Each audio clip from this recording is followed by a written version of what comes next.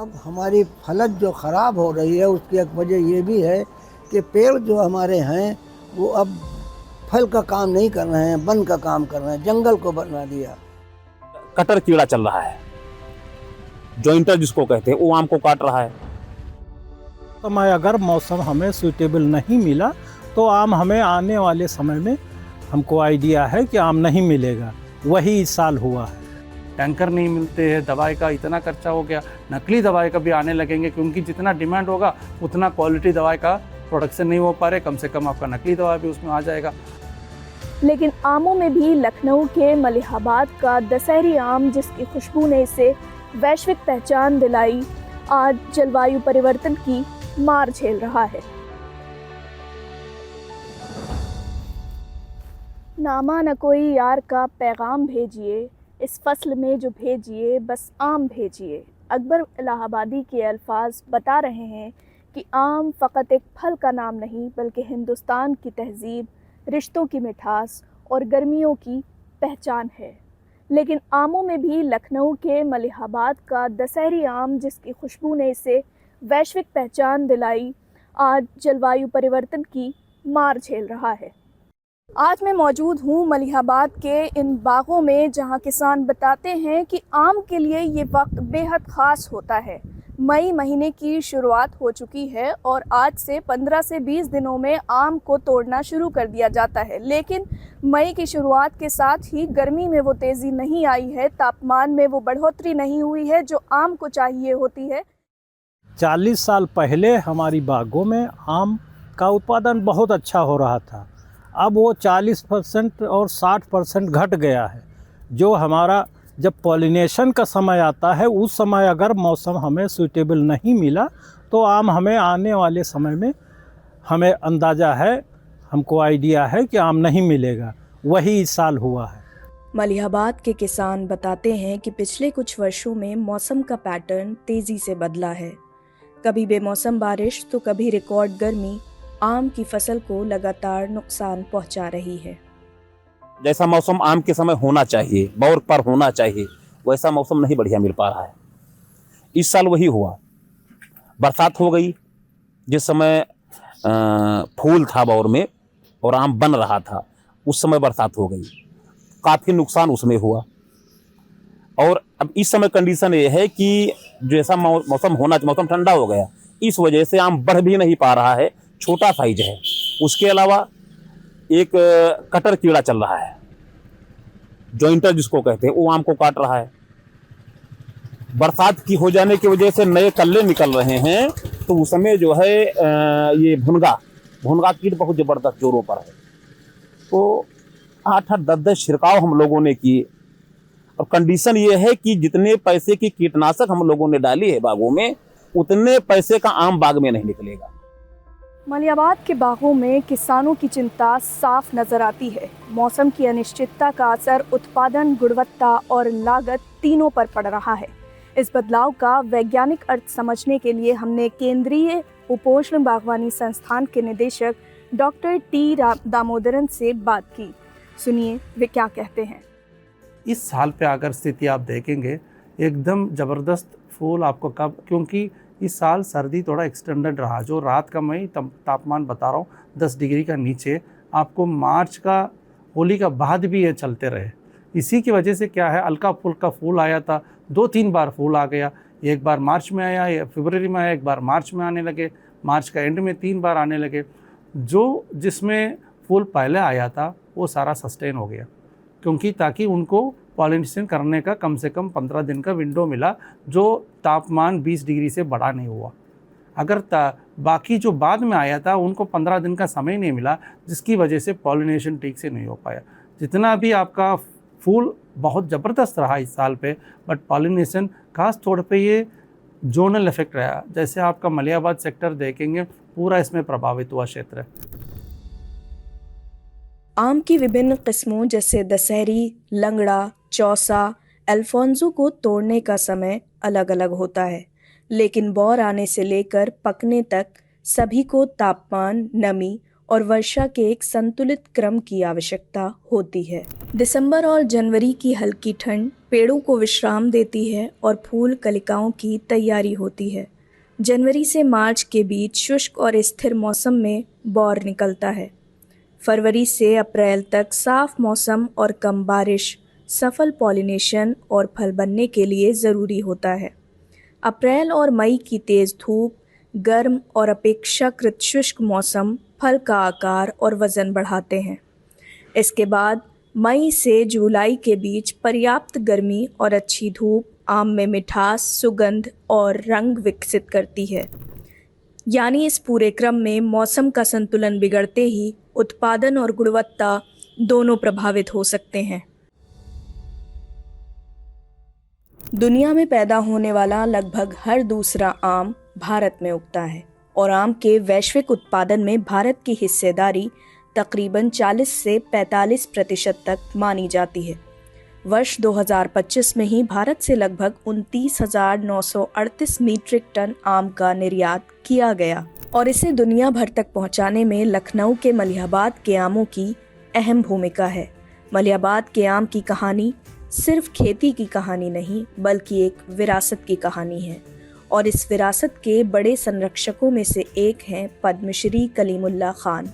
दुनिया में mango man के नाम से मशहूर कलीमुल्लाह खान बदलते मौसम को आम की फसल के लिए गंभीर चुनौती मानते हैं। सुनिए इस बदलते दौर को लेकर उनकी चिंता क्या है। आम जो है अपने वहाँ मई में पकता था, अब बहुत 25 मई के आसपास पकता। पहले 10, 12, 13 मई को हमारे बचपन में पकने लगता था। अब लेट हो गया। मौसम पूरी दुनिया का बदल रहा है और मौसम बदलने से जो ये फल वाले ख़ास करके आम जो है ये गर्मियों का फल है। अब इसका फूल जाड़ों में निकल रहा है। अगमना और पिछवना दोनों हो रहा है। अब इस साल पिछवना हो गया, ठंड बढ़ गई तो ठंड को ये मानता है, नुकसान होता है। ये गर्मी चाहता है फल, तो इसलिए इस साल फसल लेट हुई और उसके बाद ठंड इतनी पड़ी कि जिसकी वजह से फूल जल गया। कलीमुल्लाह खान की चिंता सिर्फ बदलते मौसम तक सीमित नहीं है। वे पिछले कुछ वर्षों में बागों में पेड़ों की संख्या और घनत्व बढ़ने को लेकर भी फिक्रमंद नजर आते हैं। लेकिन जिस वक्त ये दवाएं नहीं थीं, सबसे पहले DDT दवा है और 8 आने पेड़ वो धोकर देते थे, इतना सस्ता। तो उस वक्त से मतलब जो पहले धुलाई से पहले का वाक़या आपको बता रहे हैं कि बाज़े बागों में ये कहा जाता था कि पत्तों से ज़्यादा आम। उसकी वजह यह है कि अब हमारी फलत जो ख़राब हो रही है उसकी एक वजह ये भी है कि पेड़ जो हमारे हैं वो अब फल का काम नहीं कर रहे हैं, वन का काम कर रहे हैं, जंगल को बना दिया।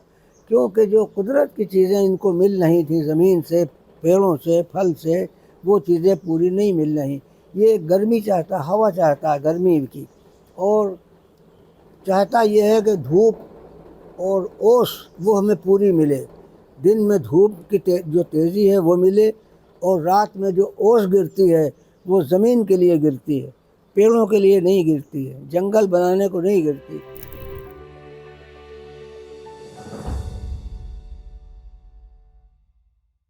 मौसम की मार और बढ़ती लागत के बीच किसानों की एक और बड़ी चिंता है बाजार में उपलब्ध घटिया और नकली उर्वरक और कीटनाशकों की उपलब्धता।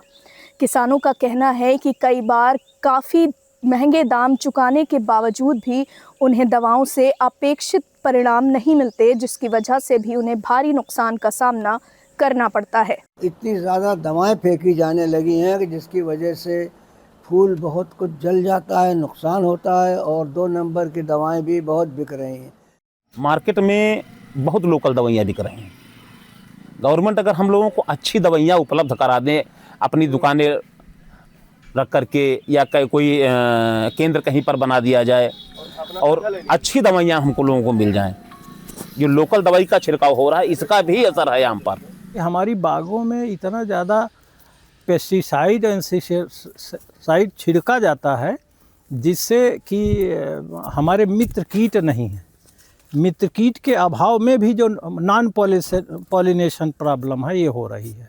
40 साल पहले हमारे पुरखे आम पैदा करते थे, तो आज के बनस्पत 80% अधिक फलत हुआ करती थी और मौसम बिगड़ते थे लेकिन आम नहीं बिगड़ता था।